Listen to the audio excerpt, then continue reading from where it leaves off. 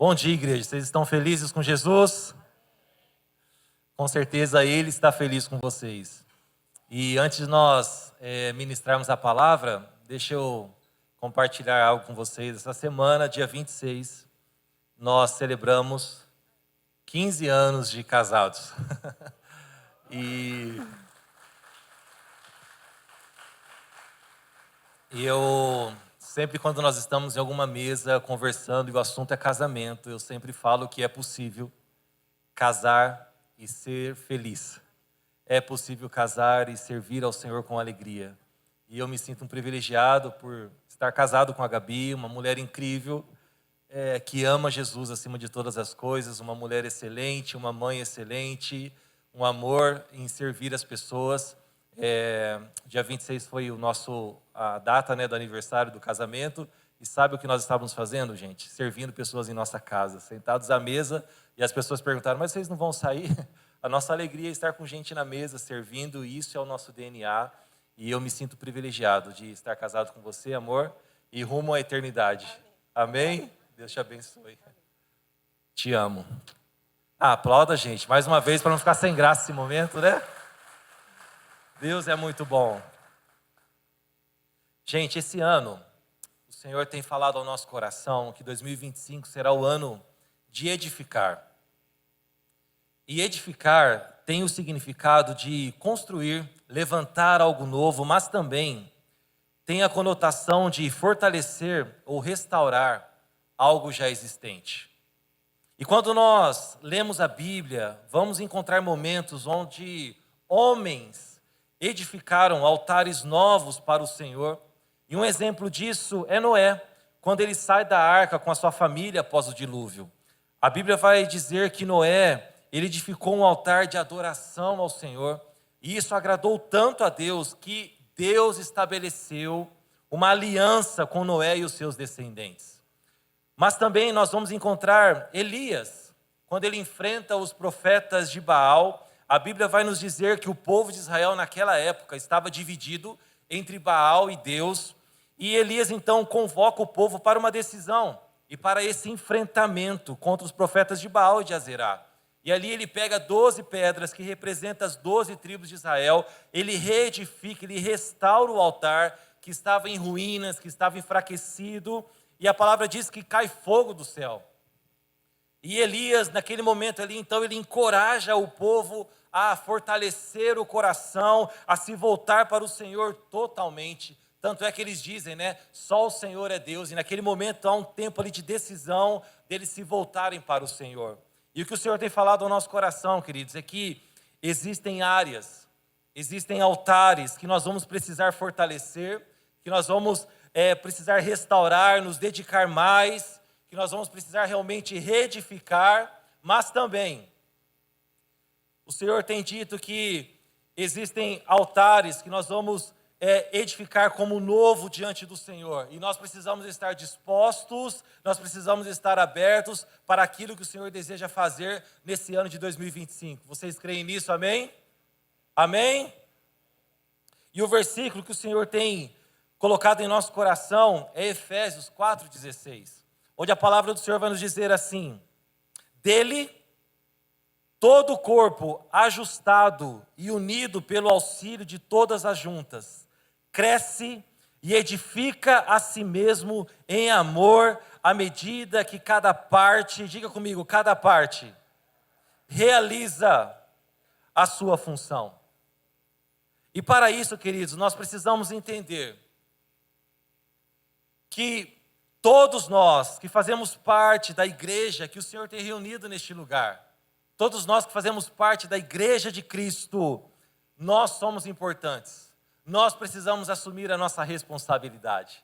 Nós precisamos entender que nós que somos corpo de Cristo nessa terra, nós temos uma responsabilidade. Nós temos um papel a cumprir. Nós fazemos parte daquilo que o Senhor está fazendo, daquilo que o Senhor deseja fazer, e Ele conta com a sua vida. Será que você está perto de uma pessoa abençoada? Sim ou não? Então diga para essa pessoa: Deus conta com você. Para a pessoa que está do outro lado agora: Deus conta com você. queridos,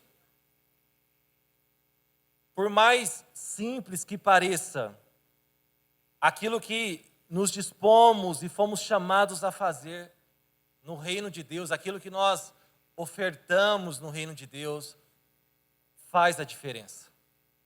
E quando eu estava meditando sobre isso, eu estava comentando com a pastora Gabi, me veio Lucas capítulo 22, onde vai nos mostrar o momento que Jesus ele celebra a última ceia com os seus discípulos. Eu gostaria que você abrisse a sua Bíblia, Lucas capítulo 22.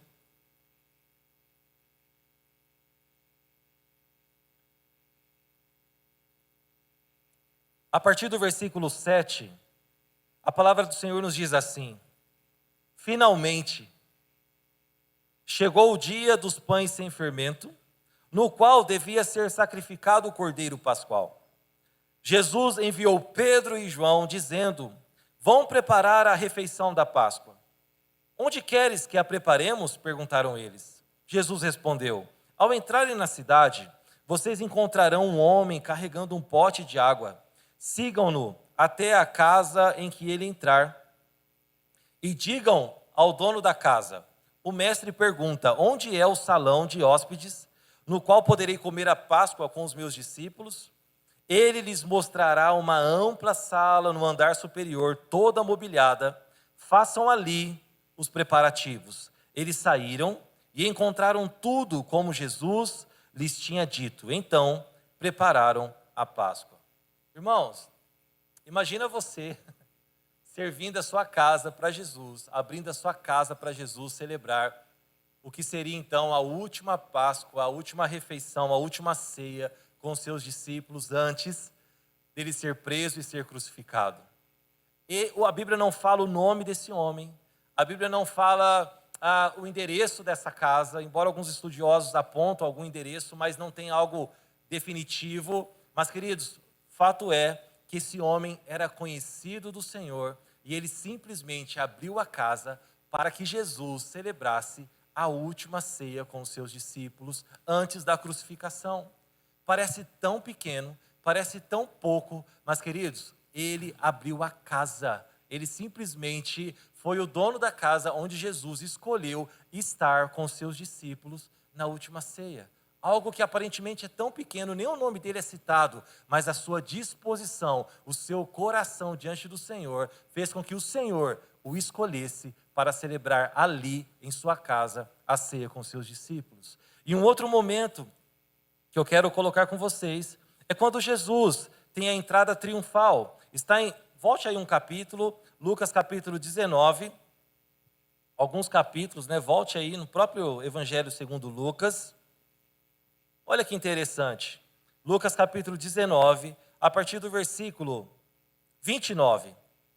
Ao aproximar-se de Betfagé e de Betânia, no monte chamado das Oliveiras, enviou 2 dos seus discípulos, dizendo-lhes: vão ao povoado que está diante e, ao entrarem, encontrarão um jumentinho amarrado, no qual ninguém jamais montou. Desamarrem-no e tragam-no aqui. Se alguém perguntar por que o estão desamarrando, digam-lhe: o Senhor precisa dele. Os que tinham sido enviados foram e encontraram o animal exatamente como ele lhes tinha dito. Quando estavam desamarrando o jumentinho, os seus donos lhe perguntaram: por que vocês estão desamarrando o jumentinho?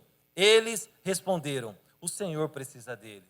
Queridos, o que esses donos, o que esses homens fizeram?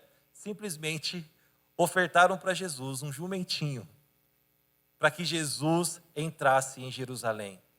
Algo aparentemente tão pequeno.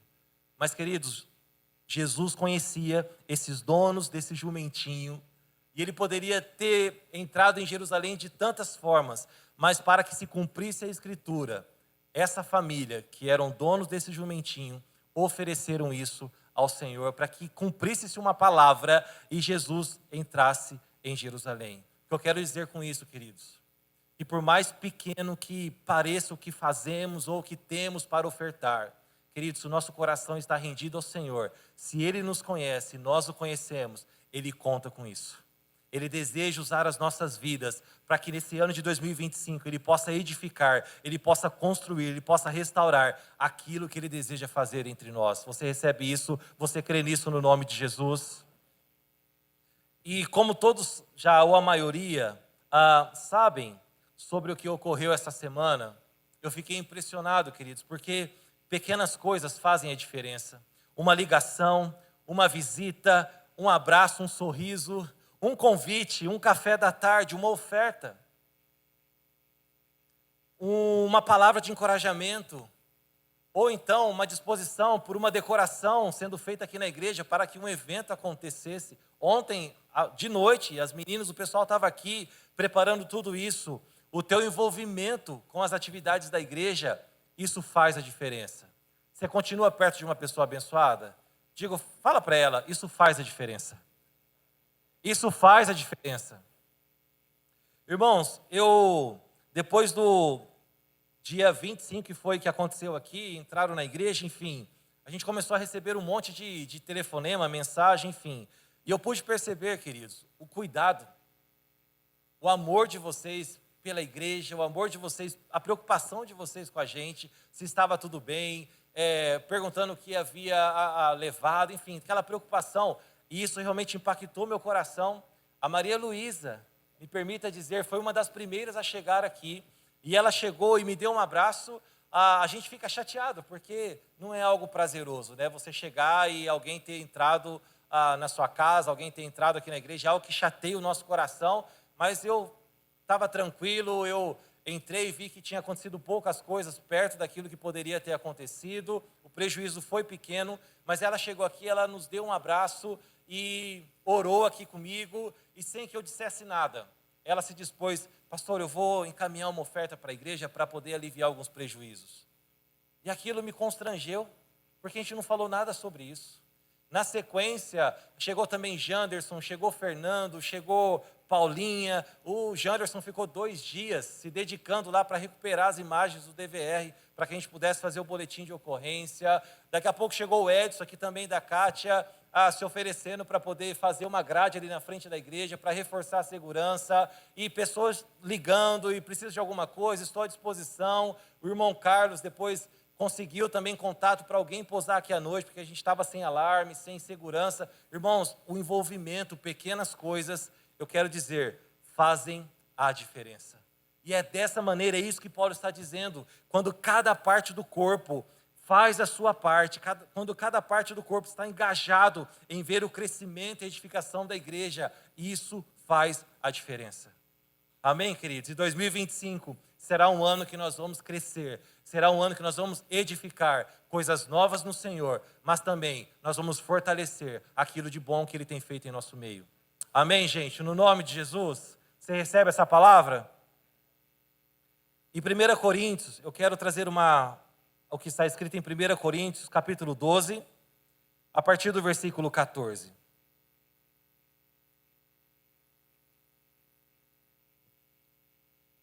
A palavra do Senhor nos diz assim, olha o que Paulo escreve aos Coríntios: portanto, o corpo não é feito de um só membro, mas de muitos. Se o pé disser, porque não sou mão, não pertenço ao corpo, nem por isso deixa de fazer parte do corpo. Se o ouvido disser, porque não sou olho, não pertenço ao corpo, nem por isso deixa de fazer parte do corpo. Se o corpo todo fosse olho, onde estaria a audição? Se o corpo todo fosse ouvido, onde estaria o olfato? De fato, Deus dispôs cada um dos membros no corpo segundo a vontade dele. Se todos fossem um só membro, onde estaria o corpo? Assim, há muitos membros, diga comigo, há muitos membros, mas um só corpo. O olho não pode dizer à mão, não preciso de você. Nem a cabeça pode dizer aos pés, não preciso de vocês. Ao contrário, os membros do corpo que parecem mais fracos são indispensáveis. E os membros que consideramos menos honrosos, tratamos com especial honra.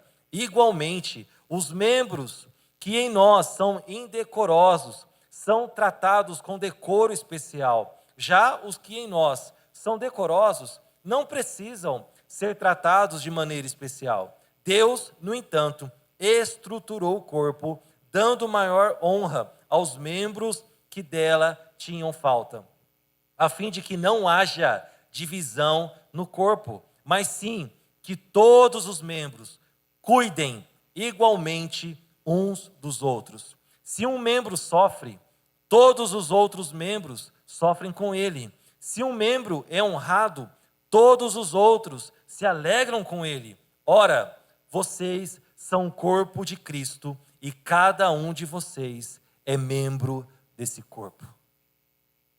Pega na mão desse irmão que está do teu lado e diga: você faz parte do corpo de Cristo e é a minha responsabilidade cuidar de você. Segura a mão dele aí, não solta não. Você faz a diferença.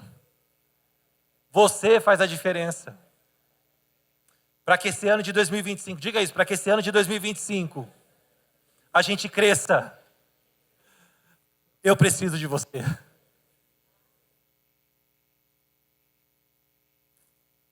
Irmãos, isso é corpo de Cristo. Nós precisamos uns dos outros. Eu me impressiono porque eu sempre falo isso em reuniões mais intimistas. Quantos conhecem o Massal, o japonesinho mais querido aqui da nossa igreja, de Araçatuba, né? Ele não lavou a louça e aí ele quebrou o braço. Aí vocês interpretam. Tô brincando. Ele escorregou e está com o braço machucado. Ele está engessado aí, inclusive. Eu nem sei onde ele está. Ele deve estar abraçando alguém aí. Cadê o Massal? Está aí, olha lá o Massal, ó. Japonesinho mais simpático do Brasil. Queridos, o Massal, se eu der um microfone para ele, eu acho que ele não consegue nem falar amém, porque não é o perfil dele. Mas, irmãos, se você falta um domingo, ele sabe que você faltou. Ele quer abraçar todo mundo nessa igreja, ele se preocupa com as crianças, ele se preocupa com todo mundo. Hoje foi um dos primeiros a chegar, eu cheguei aqui 8h30, ele chegou junto comigo. Pensa num... É indispensável, eu não consigo brigar com o Massal, gente. Esses dias eles estavam na portaria e a Fátima... Cadê o Massal? Eu estou aqui na portaria, ele me deixou. Ele estava no campo com as crianças correndo. E a Fátima brava com ele. Eu falei: Fátima, desculpa, eu não consigo brigar com o Massal, deixa ele lá. Entendeu? Mas assim, a importância do Massal no nosso meio. Talvez, queridos, o que a gente tenha para oferecer ao Senhor é só um jumentinho. Talvez o que a gente tenha para oferecer para o Senhor é só abrir uma casa. Mas eu quero te encorajar, se coloque à disposição.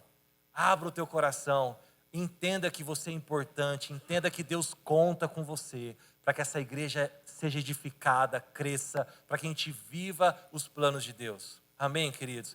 Irmãos, se você sentiu falta de alguém na igreja aqui no domingo, liga, visita, pergunta. A edificação da igreja não é responsabilidade só da liderança, é nossa. Amém, queridos? A responsabilidade, você pode dizer isso, a responsabilidade é nossa. É nossa, irmãos. Amém? Nós temos encargos diferentes, mas todos são importantes. Todos somos importantes. Amém?